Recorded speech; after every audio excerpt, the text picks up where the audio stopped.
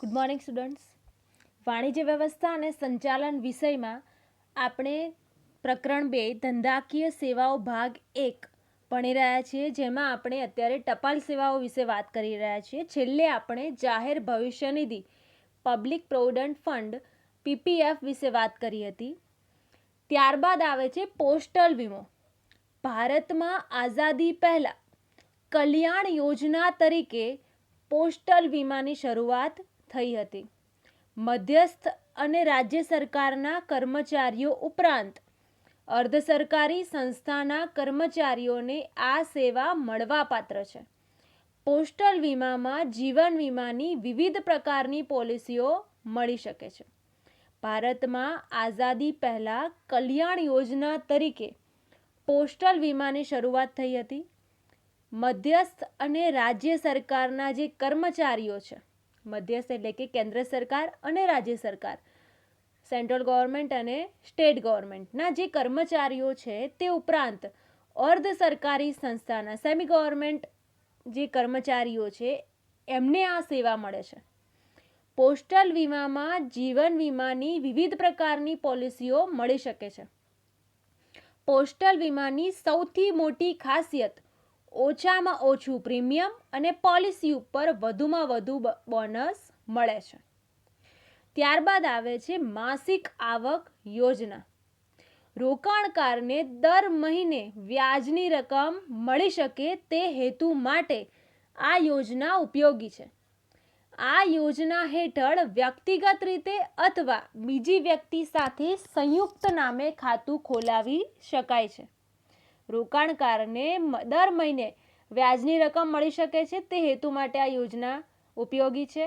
આ યોજના હેઠળ વ્યક્તિગત રીતે અથવા તો બીજી વ્યક્તિ સાથે જોઈન્ટ એકાઉન્ટ પણ તમે ખોલાવી શકો છો. આવું ખાતું 5 વર્ષના સમયગાળા માટે ખોલાવી શકાય છે.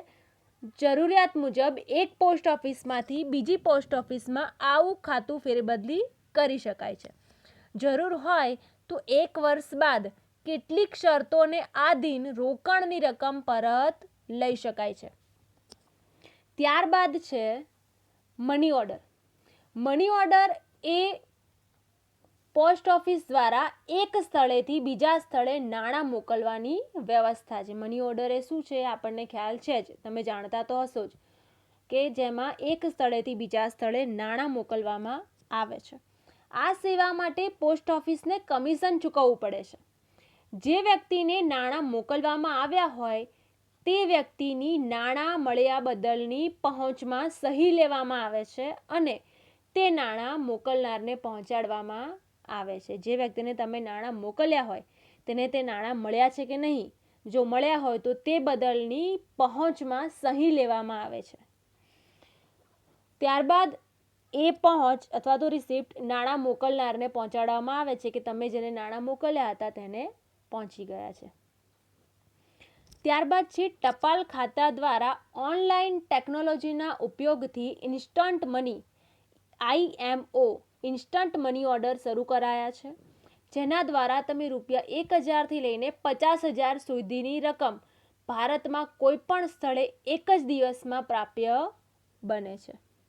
નાણાં મોકલનારે પોસ્ટ ઓફિસને નાણાં તથા કમિશનની રકમ ચૂકવતાની સાથે જ તેની પહોંચ અને એક ખાનગી નંબર સીલબંધ કવરમાં આપવામાં આવે છે. તમારે ઇન્સ્ટન્ટ મની ઓર્ડર કરવો હોય તો કઈ રીતે કરી શકો અને કેટલી રકમનો? પહેલાં તો તમે ₹1000થી લઈને ₹50,000 સુધીની રકમનો ઇન્સ્ટન્ટ મની ઓર્ડર કરી શકો છો, જે તમને એક જ દિવસમાં મળી જશે. નાણાં મોકલનારે પોસ્ટ ઓફિસમાં જઈને નાણાં અને તેના કમિશનની રકમ ચૂકવતાની સાથે જ તેને એક પહોંચ મળે છે અને એક ખાનગી નંબર આપવામાં આવે છે જે સીલબંધ કવરમાં હોય છે. હવે નાણાં મોકલનાર જેને નાણાં મોકલવા માંગે છે તેને આ ખાનગી નંબર આપશે અને નાણાં મેળવનારે ફોટાવાળું ઓળખપત્ર એટલે કે તમારું એક ID પ્રૂફ જેમાં તમારો ફોટો હોય અને ખાનગી નંબર પોસ્ટ ઓફિસમાં રજૂ કરશે તો તેને મની ઓર્ડરની રકમ મળી જશે. ખ્યાલ આવે છે? ઇન્સ્ટન્ટ મની ઓર્ડર એટલે શું? તમારે જેને નાણાં મોકલવાના હોય તેને પોસ્ટ ઓફિસમાં જઈને જે નાણાં તમે મોકલવા માગો છો તે પ્લસ કમિશનની રકમ તમે આપો એટલે તમને એક પહોંચ આપવામાં આવશે અને એક સીલબંધ કવર આપવામાં આવશે, જેમાં એક ખાનગી નંબર હશે. તમે જેને નાણાં મોકલવા માંગો છો તે વ્યક્તિને તમે એક ખાનગી નંબર આપશો અને જે વ્યક્તિને નાણાં લેવાના છે તે વ્યક્તિ એ ખાનગી નંબર અને પોતાનું ફોટોવાળું એક આઈડી પ્રૂફ લઈને પોસ્ટ ઓફિસમાં જશે તો તેને તે નાણાં ચૂકવી દેવામાં આવશે. ત્યારબાદ છે ટપાલ ખાતા દ્વારા ઈ મની ઓર્ડર EMO ની સેવા પણ શરૂ કરાઈ છે. આ સેવા હાલમાં કેટલીક નિયત થયેલ પોસ્ટ ઓફિસોમાં જ મળી શકે છે. ઈ મની ઓર્ડરના નાણાં બીજા જ દિવસે જે તે વ્યક્તિને તેના સરનામે મળી શકે છે. ઈ મની ઓર્ડર દ્વારા તમે ₹1થી લઈને ₹5000 પણ મોકલાવી શકો છો. આ નાણાં મોકલવા માટે ટપાલ ખાતું વેબ સર્વિસીસ અને તેના કમ્પ્યુટર નેટવર્કનો ઉપયોગ કરે છે. ઈ મની ઓર્ડર ઓનલાઈન ટેકનોલોજીનો ઉપયોગ કરે છે ને માટે પૈસા મોકલનારે પોસ્ટ ઓફિસમાં રૂબરૂ જઈને કે પોતાના કમ્પ્યુટર કે મોબાઈલ દ્વારા ટપાલ ખાતાની વેબસાઇટ ઉપર જઈ ઓનલાઈન બુકિંગ માટેનું ફોર્મ ભરવું પડે છે. ઈ મની ઓર્ડરના ફોર્મમાં તે જેને નાણાં મોકલવા માંગે છે તેનું નામ, સરનામું, જેમાં પિનકોડ હોવો આવશ્યક છે. 24 કલાકમાં આ નાણાં વ્યક્તિને તેના સરનામે ચૂકવવામાં આવે છે. નાણાં મેળવતી વખતે ફોટો ધરાવતું ઓળખપત્ર રજૂ કરવું પડે છે. ઈ મની ઓર્ડરની સાથે જરૂરી હોય તો નક્કી કરેલા સંદેશામાંથી કોઈ એક સંદેશો પણ નાણાં મેળવનારને મોકલી શકાય છે. તો આ થઈ મની ઓર્ડરની સેવા. ત્યારબાદ છે અન્ય આનુષંગિક સેવાઓ. ટપાલ ખાતા દ્વારા બીજી ઘણી સેવાઓ ઉપલબ્ધ છે, જેવી કે વિદેશી ચલણનું ખરીદ વેચાણ, વિદેશી ચલણમાં ટ્રાવેલર્સ ચેક, વિદેશી ચલણમાં અગાઉથી સંગ્રહિત રકમનું કાર્ડ એટલે કે ડેબિટ કાર્ડ, વિદેશી ચલણમાં ડ્રાફ્ટ, કેટલાક મ્યુચ્યુઅલ ફંડમાં રોકાણ. ભારત સરકારની ઘણી બધી યોજનાઓમાં એજન્ટ તરીકેની સેવા, બેન્કિંગની સેવા, પેન્શનરોને તેમના બચત ખાતામાં પેન્શનની ચૂકવણી, રેલવેની ટિકિટ બુકિંગ વગેરે જેવી સેવાઓ ટપાલ ખાતું આપે છે. ટપાલ ખાતું ભારત સરકારની માલિકીનું છે અને માટે લોકોને ટપાલ ખાતાની સેવામાં વધુ વિશ્વાસ જોવા મળે છે. તો વિદ્યાર્થી મિત્રો, આ આપણે વાત કરી ટપાલ સેવાઓની. હવે એના પછીનો જે મુદ્દો છે તે છે વખાર. ઉત્પાદન થયા પછી ઉત્પાદિત માલનું વેચાણ કે વપરાશ તરત જ જે થઈ શકતો નથી, તેથી તેનો સંગ્રહ આવશ્યક બને છે. તમે જે માલનું ઉત્પાદન કરો છો કે માલનું વેચાણ કરવાનું છે, તે વેચાણ કરવાનો માલ તે તરત જ થતો નથી. તમારે એને ક્યાંક સંગ્રહી રાખવો પડે. નાશવંત વસ્તુને સાચવવા માટે વખારની જરૂર પડે છે. નાશવંત એટલે કે જે તરત જ બગડી જતી હોય, ખરાબ થઈ જતી હોય. કેટલીક વસ્તુઓની માંગ મોસમી હોય છે અને તેનું ઉત્પાદન સમગ્ર વર્ષ દરમિયાન થતું હોય, ત્યારે આવી ઉત્પાદિત વસ્તુઓનો સંગ્રહ કરવામાં આવે છે. એવી ઘણી બધી વસ્તુઓ છે વિદ્યાર્થી મિત્રો કે જેની માંગ મોસમી છે. દાખલા તરીકે ચોમાસાની ઋતુ હોય તો રેનકોટ, છત્રી, ઉનાળાની ઋતુ હોય તો એ પ્રમાણેની વસ્તુઓ, શિયાળાની ઋતુ હોય તો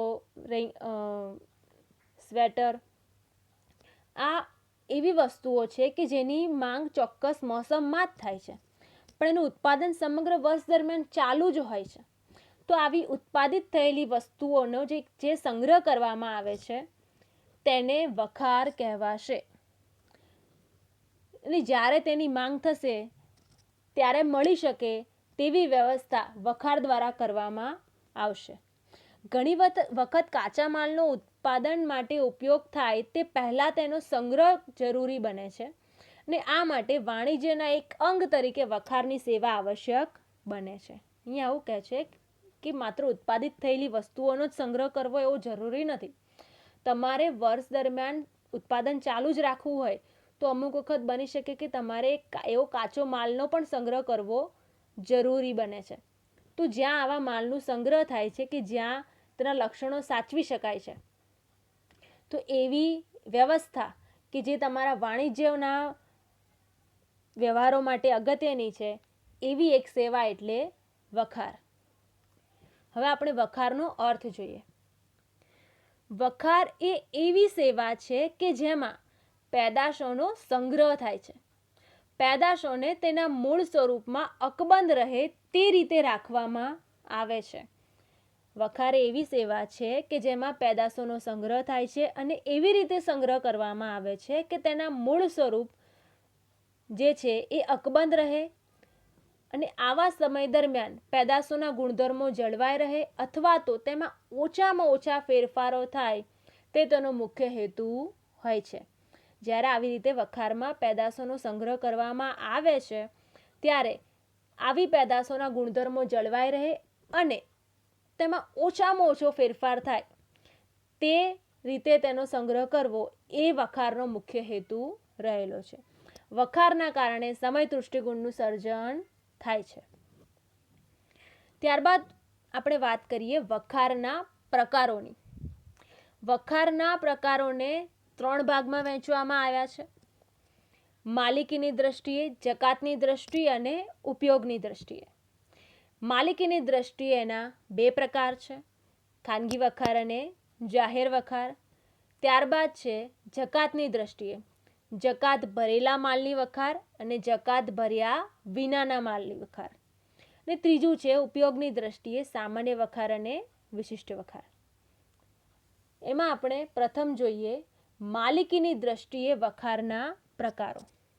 એમાં પહેલું છે ખાનગી માલિકીની વખારો. વેપારી કે ઉત્પાદકો પોતાના માલના સંગ્રહ માટે તેમની જરૂરિયાત અનુસાર પોતાની માલિકીની વખારો રાખે છે તેને ખાનગી માલિકીની વખારો કહેવાય. વેપારી કે ઉત્પાદકો પોતાના માલના સંગ્રહ માટે તેમની જરૂરિયાત અનુસાર પોતાની માલિકીની વખારો રાખે છે, ગોડાઉનો રાખે છે, તેને ખાનગી માલિકીની વખારો કહેવાશે. ત્યારબાદ એનો બીજો પ્રકાર છે જાહેર વખારો. જે વખારોનો ઉપયોગ પોતાના ધંધા કે હેતુ માટે થતો નથી પરંતુ જાહેર જનતાના ઉપયોગ માટે કરવામાં આવે છે તેને જાહેર વખારો કહેવાય. જે વખારોનો ઉપયોગ પોતાના ધંધા કે હેતુ માટે નહીં પરંતુ જાહેર જનતા તેનો ઉપયોગ કરી શકે તેના માટે કરવામાં આવતો હોય તેને કહેવાય જાહેર વખારો. આ વખારોની માલિકી પણ અંગત વ્યક્તિ કે સંસ્થાની જ હોય છે.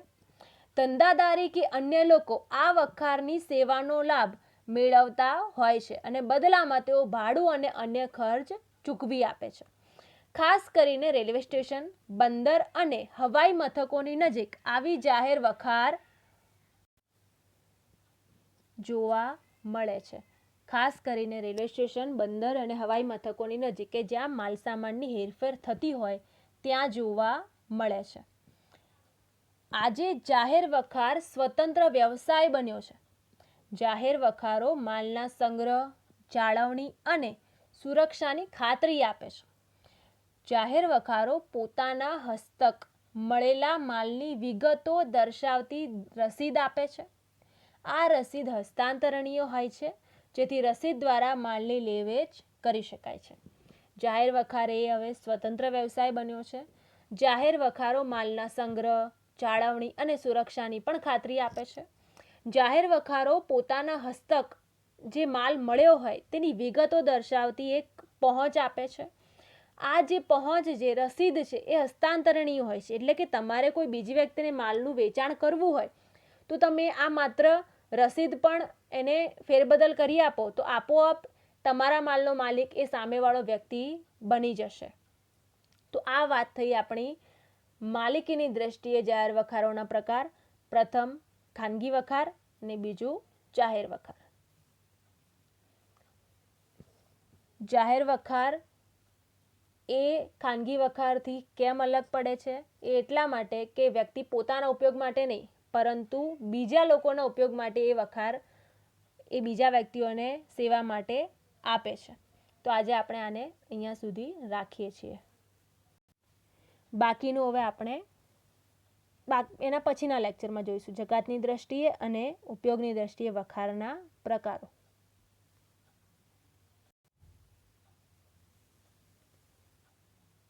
વખારના પ્રકારોના 2 પ્રકારો આપણે જોયા, એક જ પ્રકાર જોયો આપણે હજી સુધી માલિકીની દ્રષ્ટિએ, ખાનગી વખાર અને જાહેર વખાર. બાકીનું હવે એના પછીના પીરિયડમાં આપણે જોઈશું જકાતની દ્રષ્ટિએ અને ઉપયોગની દ્રષ્ટિએ. નમસ્કાર.